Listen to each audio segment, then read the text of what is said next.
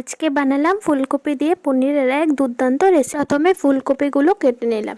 এবার মিক্সিতে আদা, রসুন, পেঁয়াজ, জিরে, কাঁচা লঙ্কা পেস্ট করে নেব। এবার 1 লিটার দুধের ছানা করে পনিরগুলো বানিয়ে নেব। কড়াইয়ে পরিমাণ মতো তেল দিয়ে আলুগুলো নুন হলুদ দিয়ে ভালো করে ভেজে নেব। আলুগুলো ভাজা হয়ে গেলে ফুলকপিগুলিও সেম নুন হলুদ দিয়ে ভালো করে ভেজে নেব।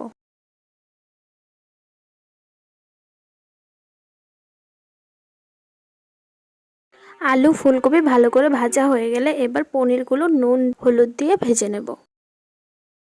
এবার কড়াইয়ে তেল দিয়ে দেবো জিরে। এবার বেটে রাখা মশলাটা দিয়ে দেবো পরিমাণ মতো নুন, পরিমাণ মতো হলুদ, দিয়ে দেবো কুচি করা টমেটো, দিয়ে দেবো টক দই। এবার মশলাটা ভালো করে কষিয়ে নেব। মশলা থেকে তেল ছেড়ে দিলে ভেজে রাখা আলু ফুলকপি দিয়ে দেবো। আলু ফুলকপি মশলার সাথে ভালো করে কষিয়ে নিয়ে পরিমাণ মতো জল দিয়ে ঢাকা দিয়ে দেবো। এবার পনিরগুলো দিয়ে ওপর দিয়ে ধনেপাতা কুচি ছড়িয়ে দিয়ে নামিয়ে নিলে ব্যাস তৈরি।